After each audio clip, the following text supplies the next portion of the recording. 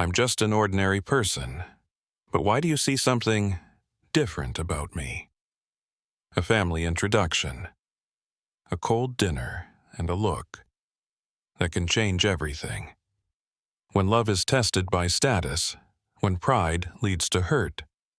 But what they don't know is that man is the man the whole city calls Mr. Chairman. A story about self-respect, love, and awakening. Will you choose the one you love or the one your family wants? The doorbell rang in the old mansion in the middle of a posh residential area in the suburbs of Boston. Mrs. Margaret Brooks, a woman in her 50s with classically curled hair, wearing a pale evening gown and an elegant pearl necklace, opened the door and adjusted her skirt. As soon as the door opened, her fake smile froze when she saw the man standing next to her daughter. Not an expensive suit, not shiny leather shoes. He, James, was wearing only a simple gray shirt, khaki pants, and worn-out white sneakers. "Hello, I'm James." He smiled, his eyes sincere, extending his hand. Mrs. Margaret frowned slightly, shook hands perfunctorily, then turned to Emma, her daughter whispering with her eyes, "Really?" Emma walked in, still holding James's hand tightly. She confidently introduced him to the family. Her father, David, was a quiet man who wore reading glasses and was usually interested in stocks and golf. Her brother, Kyle, was a banker who thought of himself as a man who understands high society. They sat down at the table. The main course was honey-roasted chicken and grape salad served on vintage china plates. But the atmosphere was not as easy to swallow as the food. From the very first conversation, Kyle asked in a deliberately tactless way, "What do you do?" "It looks like delivery, right?" James chuckled. "I'm in the investment business," he said. Kyle raised an eyebrow. "Investment, you mean stocks or MLM?" Emma glanced at her brother, but Margaret interrupted. "We just want to know more about you. What's your background?" James put down his knife and fork. "I grew up in a small town in southern Illinois. My parents died early. I lived with my aunt since I was little." The air became quiet for a few seconds. Mr. David said absent-mindedly, "Oh, there are a lot of construction workers and gas stations in that area." Mrs. Margaret smiled faintly. "I remember that place. Every time my car broke down, the driver would stop by there." Emma took James's hand under the table and squeezed it gently. James remained calm, just smiled and nodded. "Yes, sometimes the simplest places teach people the most kindness." The sentence made the whole table quiet, but Mrs. Margaret did not stop. "So, what did your parents do before your father was a high school teacher? Your mother sold vegetables at the market." Once again, the atmosphere seemed to fall to rock bottom. Emma tried to change the subject to the weather, but it was too late. The judgment, the gentle but profound contempt from her family was too obvious. The meal continued with the light clink of knives and forks, but no one really enjoyed it. Only James, still calm, observed everyone without judgment. And inside him something was quietly burning. The next morning, Emma received a text from her brother Kyle. "Mom and Dad want me to come home for a bit. There's something they want to talk about." Emma knew what was coming. She spoke quietly to James, then drove back to her house feeling a lump in her throat. Margaret sat in the living room, a steaming cup of Earl Grey tea in her hand. David sat reading the paper but was actually listening to everything. Kyle folded his arms and leaned back in his chair. "Emma, we only want what's best for you. And, James, he's not good enough." Emma frowned. "Based on what, his background, or the way he dresses?" Margaret spoke, her voice soft but cold. "You're a doctor. You have a future. You need someone of your own caliber, someone with a family connections. Not someone from a place like that." Emma sneered. "I don't love fame.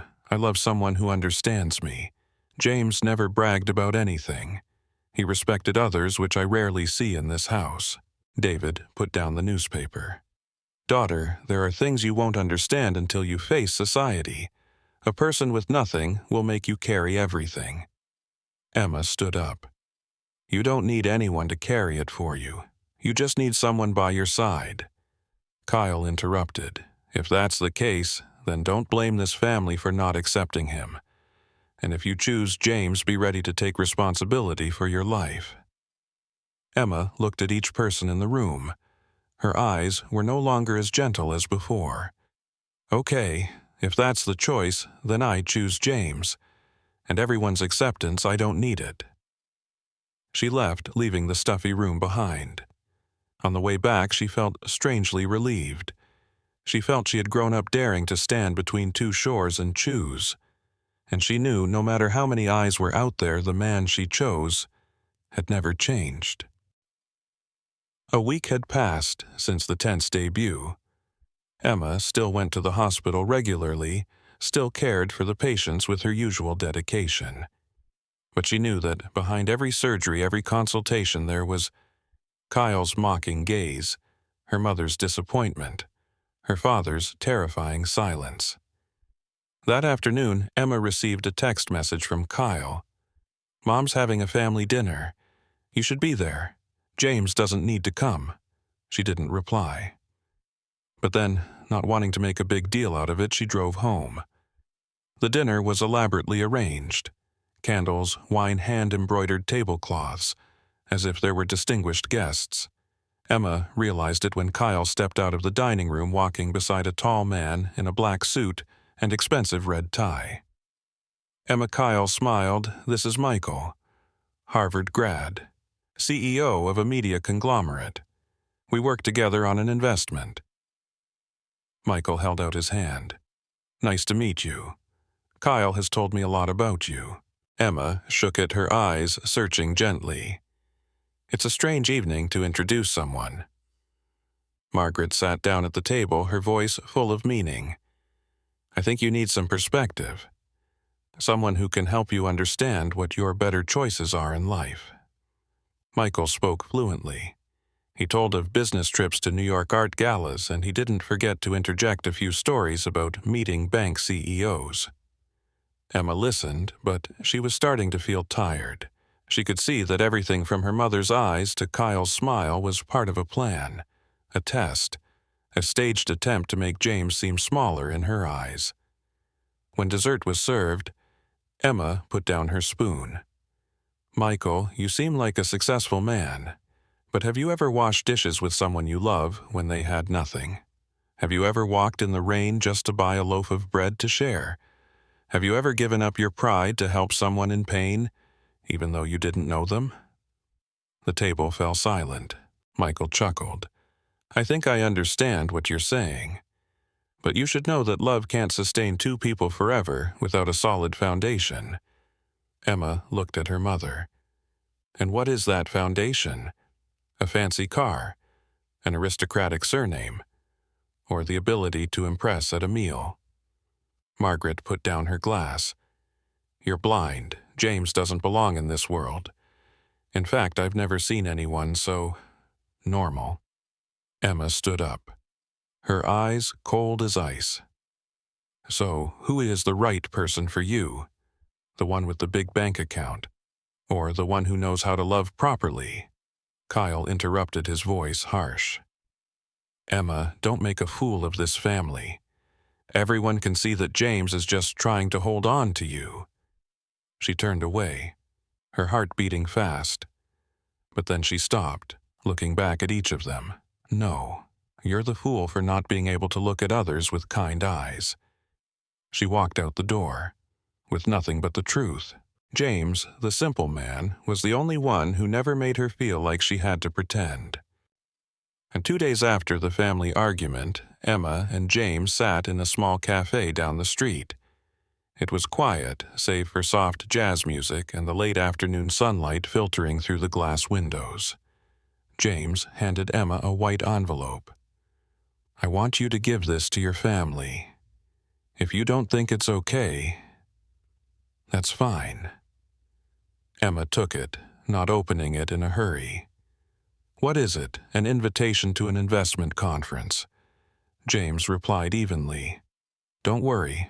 It's not a trap to get even. It's just, sometimes the truth needs to be seen." Emma looked at him for a long time. "Aren't you angry with them?" James laughed. "What's the point? They're just projecting their own fears. You don't need to beat them, just beat yourself." That evening, Margaret sat in the living room, her eyes glued to the envelope in her hand. Next to him, David was reading the newspaper and Kyle had just returned from the gym. Emma put down her teacup. "It's an invitation from James, an event about investment and innovation. The organization is called Miller Capital." Kyle sneered. "Miller Capital. That sounds familiar," Margaret whispered. "Isn't that the financial group that just invested in the federal hospital chain?" Emma said nothing. She just smiled. "Whether you go or not, it's up to you. But if you're going to judge someone, at least give yourself a chance to understand." On Saturday afternoon, a gray Mercedes drove through the gates of the Aurelius Hotel, where one of the largest investment conferences in the Northeast was taking place. Margaret, David, and Kyle stepped out looking neat and tidy, but still skeptical. The financial group that James works for, is it really that famous? David muttered. The lobby of the hotel was filled with warm yellow lights. Classical music played softly. The staff in elegant black uniforms led them to the VIP area. Kyle began to pay attention. "There's the chairman of Zenick Investment Fund, the director of New Trust International Bank." "What's going on?" Emma arrived later. She was wearing a simple but elegant dress. When she saw her family, she just smiled softly. "Don't be so nervous. Just think of it as a get-to-know-you session." When they were ushered into the large hall, hundreds of people had already filled the seats. A large stage stood in front with silver letters emblazoned across it. Future Investment Forum, hosted by Miller Capital. Margaret whispered softly, "Still strange. Where is the chairman? Why is there no name?" At that moment, the lights in the hall went out. A voice rang out over the loudspeaker system. "Please welcome the founder and executive chairman of Miller Capital, Mr. James Miller." The hall burst into applause. The sound of flares gently went off on both sides of the stage. From behind the wings a man stepped out, tall in a dark blue suit, white shirt without a tie, walking slowly, eyes calm. It was none other than James. Margaret froze. Kyle almost dropped his glass of water. David adjusted his glasses, muttering as if he couldn't believe his eyes. Is it him? James stood in front of the podium. He glanced around the room, his gaze lingering briefly on Emma, who was smiling proudly. Then he began to speak. "Ladies and gentlemen, I grew up in a poor town where dreams often died in the midst of hardship. I washed dishes, delivered groceries, did anything to survive. But it was also where I learned the most important thing of all, that kindness and patience can build things that no one else could believe." He paused.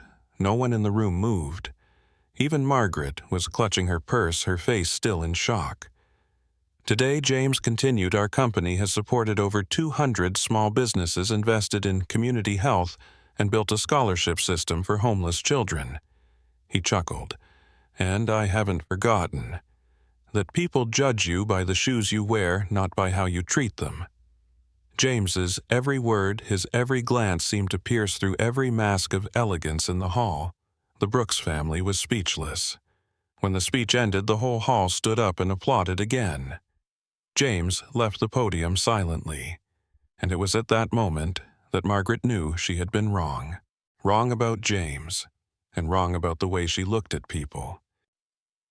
After James's speech, the crowd began to disperse. Exclamations of admiration and admiration echoed throughout the hotel corridor. Businessmen shook hands, exchanged business cards, and the media followed James, asking for interviews. But James gently declined. He just walked straight to the corner of the lobby where Emma was standing with her parents and brother, who were silent as statues. James said, "I booked a private dining table on the 52nd floor. If you are free, I would love to talk to you." He spoke politely, without any sarcasm, without any emphasis. It was just a simple invitation, but to the Brooks family it was like a mirror reflecting their previous arrogance. On the top floor of the hotel, a splendid private dining room with a panoramic view of the night city had been prepared. Warm, yellow lights, soft piano music playing. Not too extravagant, but so refined and quiet that even Margaret, who always prided herself on her upper-class taste, could not criticize. James pulled out chairs for each person. He sat down, then smiled. "I know, this is a bit sudden, but I didn't invite my family here to prove anything. I just wanted to show everyone. I never intended to hide anything." Kyle swallowed. He looked at James, then whispered, "We didn't know. And I apologize for what I said." James nodded, not answering. David sighed, looking out the glass door. "You are completely different from what I imagined. Also different from the rich people I have known." James replied softly, "Because I have never thought of myself as better than anyone. Wealth is a tool. It is not a person's nature." Margaret was silent for a long time. Finally, she put down her knife and fork, not looking at anyone. "I was wrong. I let my prejudices guide me." "I'm sorry, James." Emma sat beside him, her eyes brimming with tears. She took James's hand, squeezing it gently. In her heart, the long rain had stopped. The first rays of sunlight had just come up. Dinner passed with lighter conversations. For the first time, the Brooks family listened without judgment. For the first time, James was not on guard. Just himself. As everyone stood to leave, James escorted each person to the elevator. Kyle shook his hand again, this time with both hands. Margaret looked at James, her eyes softer than ever. "You are a true gentleman, and my daughter chose the right person." The elevator closed. James returned to the dining room. It was just him and Emma. Outside the glass doors, the city was still glowing. Emma looked at him and whispered, "I always believed in you. Even though they didn't see, I saw you from the beginning." James smiled and took her hand. "Thank you for believing in me when I was nothing." The next morning, sunlight streamed through the large windows of the Brooks mansion. The house was quieter than usual. Margaret sat at the dining table looking at the financial newspaper with a puzzled expression. On the cover, James Miller was shaking hands with a global hedge fund leader with the headline, "James Miller, the secretive chairman behind the decade's biggest deals." Kyle walked in holding a cup of hot coffee. He looked at his mother silently. Then he exhaled and said, "I still can't believe it.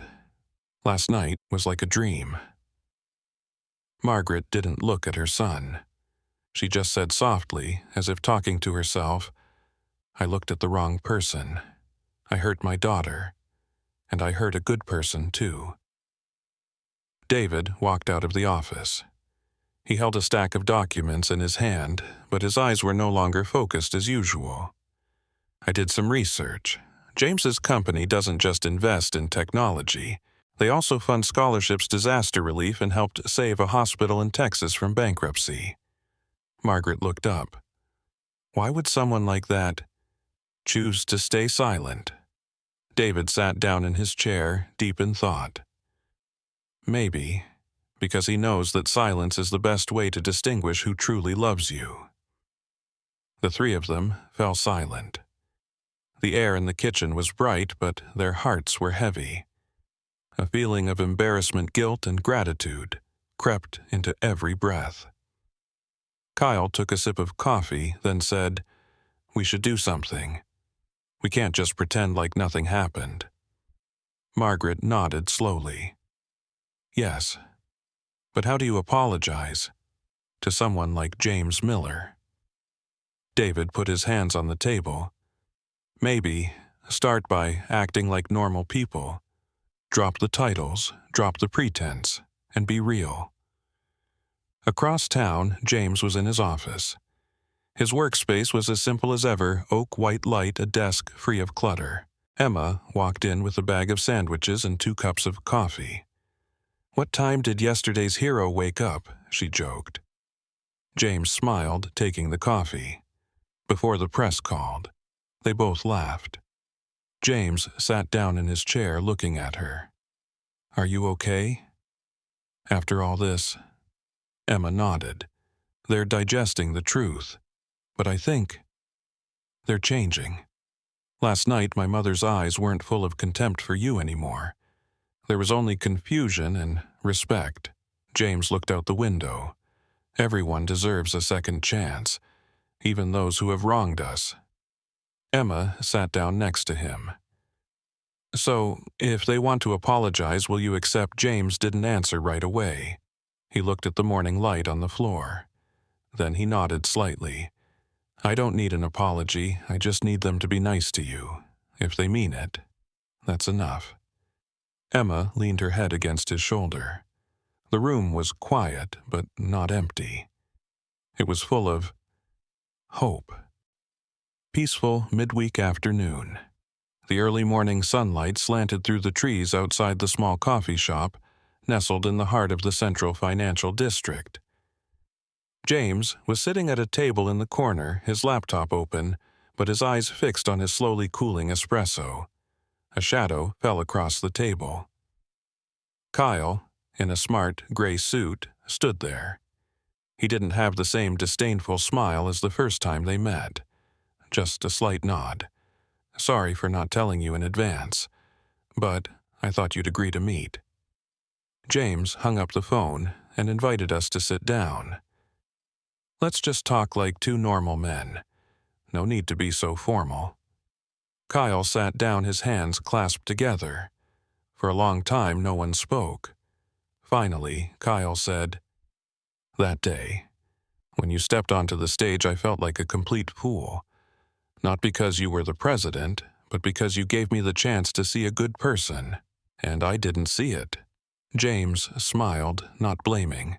When people are taught to hold their heads high, they often forget to look down without looking down on them. "I'm not the first. I won't be the last." Kyle chuckled. "I thought I understood the world. I went to school, I worked, I was praised for being observant. But the truth is, I never observed with my heart." James was silent, just nodded. Kyle looked straight at him for the first time without a barrier. "I didn't come here to flatter. I didn't come here to smooth things over. I just wanted to say, thank you for not turning things into a war. Thank you for loving my sister. Kindly." James tilted his head slightly. "She was the first person to believe in me when I had nothing to prove. You know, for someone who loves her, I need to do more than just show up." Kyle exhaled. "I'm still clumsy, but if you'll let me, I want to start over, as a brother." James reached out and took Kyle's hand. He held it firmly, not for long. Starting over is the best thing 2 adults can do for each other.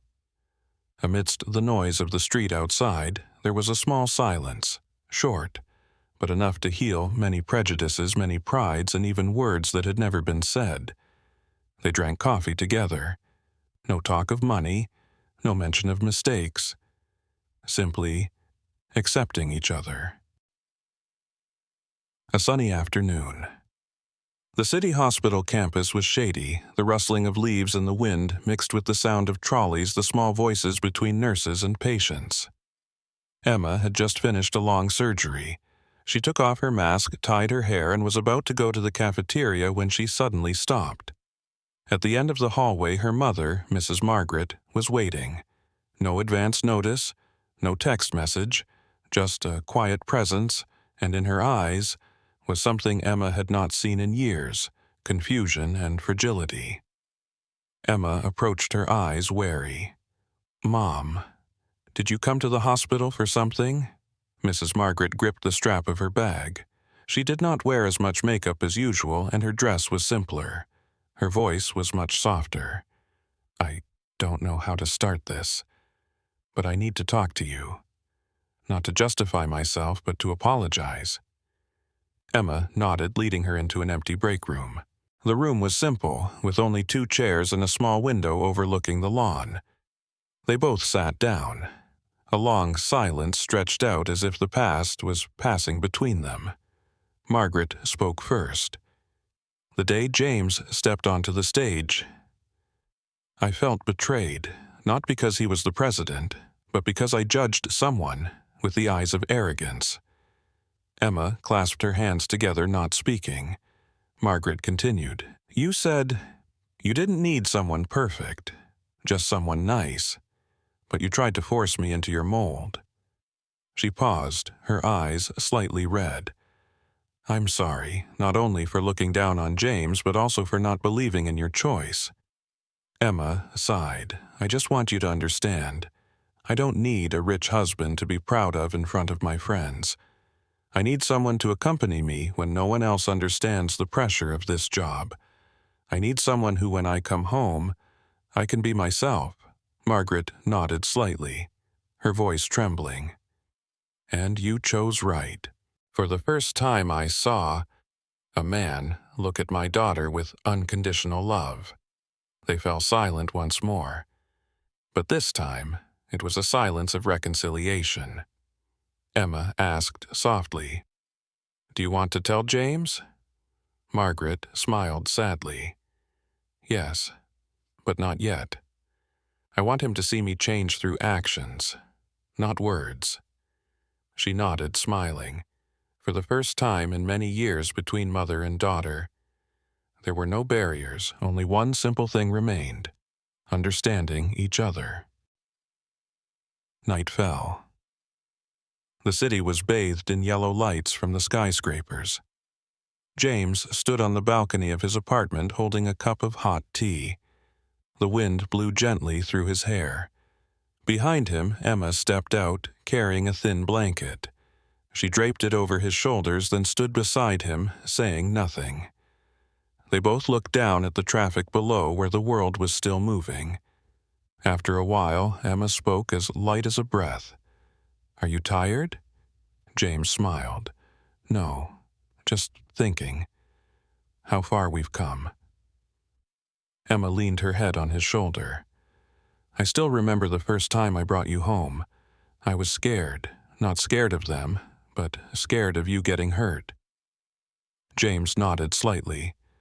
I know, and I also thought if I were just a normal person, would I be strong enough to protect this love? Emma smiled. Not to protect, to hold on. When I'm judged, you don't have to fight. You just have to stand by me so they know I'm not alone. James turned to look at her. His eyes were gentle, but there was an ocean of experience in them. I used to think I had to hide my identity, because I was afraid they would love the name Miller and not James. But then, you made me understand a trustworthy person is someone who dares to love when they have nothing to rely on. Emma took his hand. True love doesn't start with what people have. It starts when they have nothing, but are still willing to give. James fell silent. Then he said slowly, I've been looked down upon by many people. I'm used to being silent, but this time, when your family insulted me, it hurt. Not because they were wrong, but because that was the person I loved. Emma leaned forward, placing her hand on his cheek. They've changed now, I can see that, and I know. They're learning to love like you did. The wind blew gently, carrying the scent of jasmine from the nearby park. A moment of complete peace. James looked into her eyes. Emma, are you willing to go with me to the end of the journey? Not as a girlfriend, but as a lifelong companion. Emma laughed, tears glistening in her eyes. Just promise. Whether we're rich or poor, famous or ordinary, You'll still be James, still make tea, still listen to my long stories, and still hold my hand when the world turns its back." James nodded slightly. "I promise, never let go." Under the city lights, two people stood leaning against each other. After all the misunderstandings, hurts, and storms, only one simple but sacred thing remained: true love. A warm spring afternoon. In a small suburban garden, bougainvillea hung down in curved arches, rows of wooden benches neatly arranged along the path covered with white petals. There was no red carpet, no luxury cars following. There was only soft acoustic music, the gentle wind, and the chirping of birds around the garden. James wore a simple gray suit. Emma wore a plain white dress, her hair tied up high, and a wild flower. She walked on the grass holding a bouquet of lavender, her eyes looking straight at him. In the front row, Mrs. Margaret gently wiped the corner of her eyes.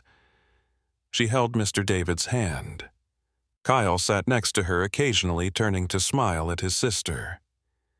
The officiator was not a pastor nor a politician, just an old doctor, the one who had been with Emma on the emergency room during the most difficult cases. He looked at them both, then said, "The true witness of love is not us. It is the times you have chosen each other even when no one else was on your side." James turned to Emma. "I don't promise to be rich forever. I don't promise to always be right, but I promise to be kind, to listen, to walk with you, never ahead or behind." Emma replied, her eyes shining, "I don't promise to always be strong, but I promise to be faithful to this heart, the heart that chose you before you even knew who you were." Everyone applauded, not loudly, just clapped, softly but sincerely. The gentle afternoon light fell on the small garden. Two people stood side by side. No need to say anything more, because they were enough. The small apartment was still lit. In the living room, James sat on the sofa holding an old photo. A photo of him at 18 standing in front of the grocery store where he used to work. A newly placed wedding photo frame was on the corner of the table. James and Emma standing under the bougainvillea arch. Their eyes were as bright as the afternoon light. Emma came out of the kitchen carrying 2 cups of hot tea. She handed him one, then sat down next to him. "What are you thinking about?" James chuckled. "I was thinking, if I had given up back then, maybe today wouldn't have happened." Emma leaned her head on his shoulder. "And if I had listened to my family and given up on you, you would have married someone else." James laughed loudly for the first time that night. "No, I will still wait, no matter how long it takes." The two of them sat quietly looking out the window. Outside, the city had calmed down. The car lights faded.